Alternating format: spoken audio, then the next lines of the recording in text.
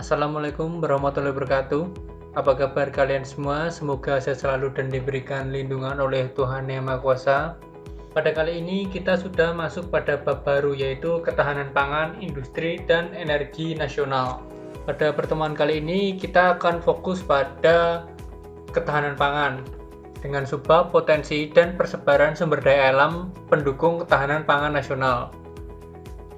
Kita mulai dari pengertian apa itu ketahanan pangan. Indonesia berpenduduk sangat besar, yaitu lebih dari 260 juta jiwa.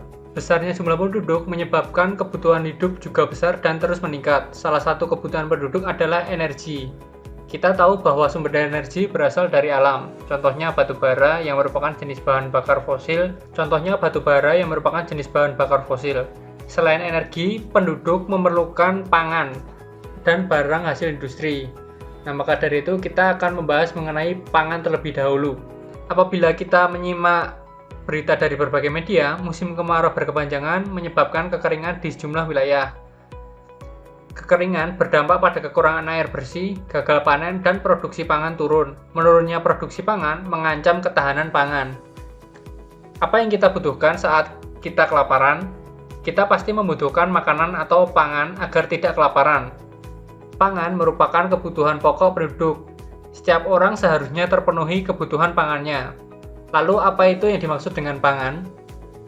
Pangan adalah segala sesuatu yang berasal dari sumber hayati, produk pertanian, perkebunan, kehutanan, perikanan, peternakan, baik yang diolah maupun tidak diolah, yang diperuntukkan sebagai makanan dan minuman bagi konsumsi manusia. Sebagian besar penduduk Indonesia membutuhkan beras sebagai bahan makanan pokok. Apabila pertambahan penduduk tidak diimbangi dengan ketersediaan pangan yang cukup, kira-kira apa yang akan terjadi? Pasti akan timbul krisis pangan, bahkan bencana kelaparan dapat terjadi. Untuk mengatasi masalah tersebut, perlu upaya mewujudkan ketahanan pangan. Nah, lalu apa yang dimaksud dengan ketahanan pangan? Jadi ada beberapa pengertian dari ketahanan pangan. Mari kita simak. Yang pertama, ketahanan pangan adalah kondisi terpenuhinya pangan bagi negara hingga perseorangan yang tercermin dari kecukupan ketersediaan pangan, baik jumlah maupun mutu, aman, beragam, bergizi, merata, dan terjangkau, serta tidak bertentangan dengan agama, keyakinan, dan budaya masyarakat untuk dapat hidup sehat, aktif, dan produktif secara berkelanjutan. Pengertian tersebut dikemukakan pada Undang-Undang Nomor 18 Tahun 2012 tentang Pangan. Kemudian ada pengertian lain, yaitu ketahanan pangan sebagai akses setiap rumah tangga atau individu untuk memperoleh pangan pada setiap waktu untuk keperluan hidup sehat. Pengertian ini dikemukakan oleh FAO atau Food and Agriculture Organization, yaitu perusahaan di bawah PBB.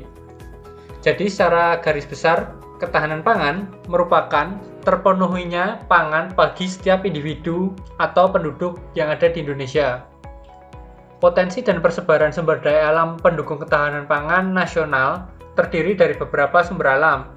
Yang pertama, sumber pertanian, kedua, perkebunan, ketiga, perikanan, dan keempat, ada peternakan.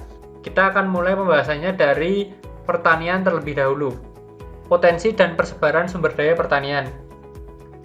Beras menjadi bahan makanan pokok sebagian besar penduduk Indonesia. Selain beras, bahan pangan lain yang dikonsumsi penduduk Indonesia yaitu jagung, ketela singkong, sagu yang biasanya dikonsumsi oleh penduduk Indonesia bagian timur, kedelai, dan kacang tanah. Bahan pangan tersebut dihasilkan dari kegiatan pertanian. Kegiatan pertanian dapat dilakukan pada lahan basah dan lahan kering. Pertanian lahan basah atau sawah sering dijumpai di dataran rendah dengan ketinggian di bawah 300 meter di atas permukaan laut atau MDPL. Kira-kira mengapa pertanian lahan basah banyak dijumpai pada ketinggian di bawah 300 meter? Nah, pada ketinggian tersebut, air permukaan tersedia sepanjang tahun untuk mengairi sawah secara optimal. Sedangkan pertanian lahan kering dilakukan di daerah yang curah hujannya lebih rendah. Lahan kering cocok ditanami tanaman pangan palawija seperti ketela pohon, jagung, kedelai, dan kacang tanah. Seperti halnya padi atau beras, biasanya tumbuh di Sumatera, lebih tepatnya Aceh, Sumatera Barat, Sumatera Selatan. Selain itu, juga tumbuh banyak di daerah Pulau Jawa. Untuk di Pulau Kalimantan, bisa kita temui di Kalimantan Selatan dan Kalimantan Barat. Sedang di Sulawesi, kita temui di Sulawesi Selatan dan Sulawesi Utara. Bali juga merupakan pulau dengan hasil beras atau padi yang cukup banyak. Selain itu, di Nusa Tenggara Barat juga terdapat pertanian yang memproduksi padi. Kemudian, jagung dapat kita temui di daerah Pulau Sumatera, khususnya di daerah Sumatera Utara dan Lampung. Selain itu, kita dapat temui di Jawa Tengah seperti Wonosobo, Semarang, Jepara, dan Rembang. Untuk di Jawa Timur, dapat kita temui di Besuki dan Madura. Sedangkan untuk di Pulau Sulawesi, dapat kita temui di Minahasa dan Sulawesi Selatan. Nah, selain itu, jagung juga dapat kita temui di Nusa Tenggara Timur. Berikutnya ada ketela pohon atau singkong. Bisa kita temui di Pulau Sumatera, khususnya di Sumatera Selatan dan Lampung. Sedang di Jawa Tengah dapat kita temui di Kabupaten Wonogiri. Selain itu, kita temui juga ketela pohon di daerah Yogyakarta, khususnya di Wonosari, dan di Jawa Timur, khususnya pada Madura. Kemudian ada kacang tanah yang dapat kita temui di daerah Sumatera, khususnya Sumatera bagian timur dan Sumatera Barat. Kemudian juga ada pertanian yang diproduksi di Jawa Barat, khususnya di Cirebon dan Bandung. Untuk di Jawa Tengah, berada di Surakarta, Semarang, Jepara, Rembang, dan Pati. Selain itu, kacang tanah juga dapat kita temui di Bali, NTB, dan Sulawesi Selatan. Kemudian ada kedelai yang sering kita temui di Jawa Tengah, Jogja, Jawa Timur, dan Sulawesi Selatan. Masuk pada potensi persebaran sumber daya perkebunan. Contoh perkebunan yang sangat terkenal di Indonesia yaitu kelapa sawit. Selain kelapa sawit, contoh lain tanaman perkebunan yaitu teh, kopi, tebu, kelapa, lada, dan cengkeh. Menurut Undang-Undang Nomor 18 Tahun 2004 tentang perkebunan, mengartikan perkebunan sebagai segala kegiatan yang mengolah tanaman tertentu pada tanah atau media tumbuh lainnya dalam ekosistem yang sesuai serta dapat memasarkan hasil tanaman tersebut. Kegiatan perkebunan dilakukan melalui bantuan ilmu pengetahuan dan teknologi. Serta permodalan manajemen yang mewujudkan kesejahteraan bagi pelaku usaha perkebunan dan masyarakat. Perkebunan membudidayakan tanaman semusim atau tanaman tahunan pada lahan yang luas. Kegiatan budidaya tanaman perkebunan turut membantu dalam pelestarian lingkungan. Kegiatan perkebunan menghasilkan berbagai komoditas yang besar di wilayah Indonesia.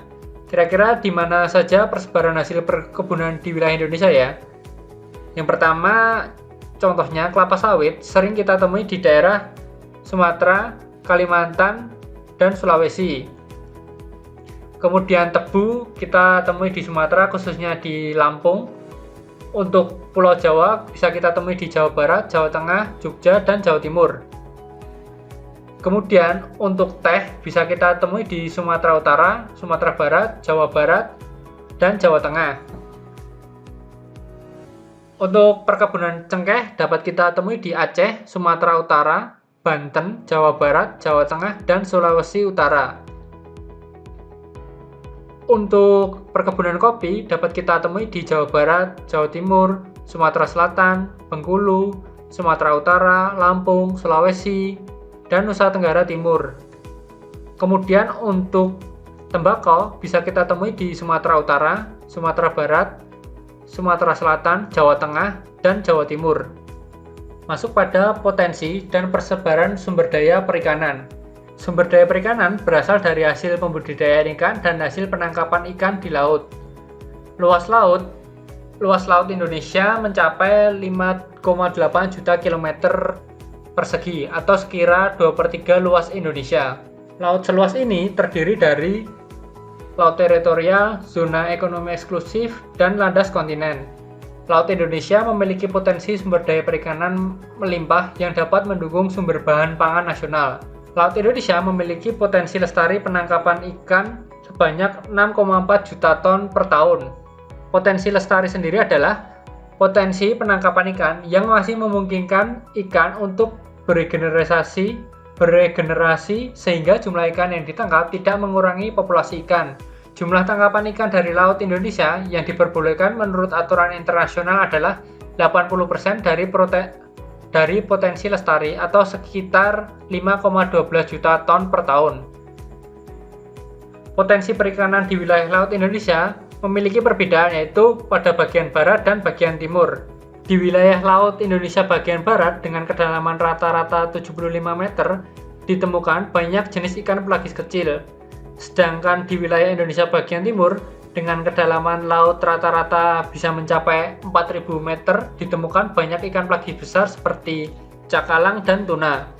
Hasil perikanan laut Indonesia menyumbang sekitar 30% terhadap produk domestik bruto.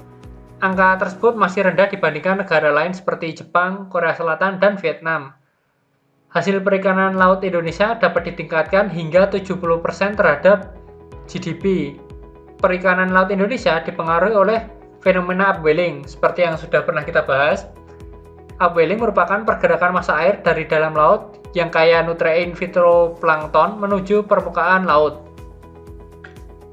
Selain hasil tangkapan dari laut, potensi ikan berasal dari hasil budidaya di darat. Banyak danau atau waduk di Indonesia dimanfaatkan untuk budidaya ikan dengan sistem karamba atau jaring apung seperti pada gambar ini.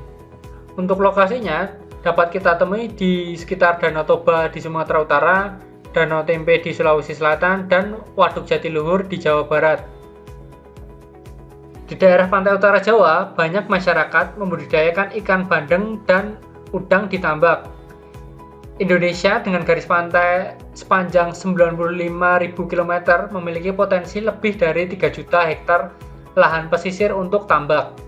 Masuk pada potensi dan persebaran sumber daya peternakan. Kita pastinya membutuhkan lauk untuk melengkapi nasi dan sayur. Lauk daging merupakan sumber protein bagi tubuh.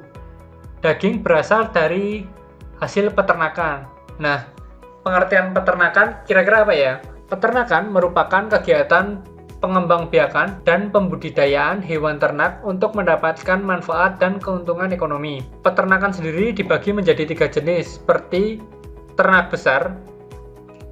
Binatang yang termasuk jenis ternak besar adalah sapi, kerbau, dan kuda. Binatang itu pada mulanya dimanfaatkan untuk keperluan pertanian, misalnya kerbau dimanfaatkan untuk menarik bajak di sawah. Sapi memegang peranan penting untuk keperluan pengangkutan, terutama di daerah-daerah, misalnya untuk mengangkut barang-barang hasil pertanian dan di daerah ke kota. Tetapi untuk sekarang, biasanya sapi, kerbau, dan kuda juga dimanfaatkan dagingnya. Selain itu, hewan-hewan besar ini juga dimanfaatkan kulitnya. Kemudian ada ternak kecil. Jenis ternak kecil adalah kambing, domba, dan babi. Ternak kambing banyak sekali ditemukan di Jawa dan Madura. Kambing memiliki peranan penting di masyarakat, yaitu sebagai bahan olahan pangan. Apalagi di saat musim Idul Adha, pasti banyak pedagang kambing yang mulai bermunculan. Ternak kecil berarti peternakan yang diusahakan dengan memelihara hewan yang berukuran kecil. Manfaat yang diambil dari ternak kecil adalah susu, daging, dan kulitnya. Dan terakhir ada ternak unggas. Ternak unggas adalah peternakan yang diusahakan dengan memelihara hewan bersayap atau sebangsa burung. Hewan yang digolongkan ke dalam ternak unggas yaitu ayam, itik atau bebek, angsa, entok, dan burung puyuh, serta burung-burung lainnya. Manfaat beternak hewan-hewan unggas adalah untuk diambil daging, telur, bulu, atau sebagai penghibur untuk dinikmati suaranya atau keindahannya, seperti halnya pada burung parkit. Adanya faktor permintaan daging yang meningkat, kondisi iklim yang sesuai, dan padang rumput yang tersedia luas dapat mempengaruhi perkembangan dari suatu peternakan.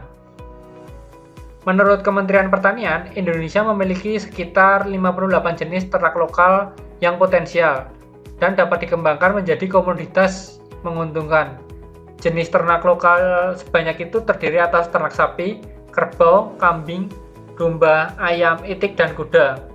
Terima kasih atas perhatiannya. Itu tadi pembahasan mengenai potensi dan persebaran sumber daya alam pendukung ketahanan pangan nasional di Indonesia. Mohon maaf bila ada salah kata. Bila ada yang kurang jelas atau ada hal yang ingin ditanyakan, mohon menghubungi Bapak melalui WA pribadi atau kita diskusikan bersama pada Microsoft Teams. Terima kasih sekali lagi. Assalamualaikum warahmatullahi wabarakatuh.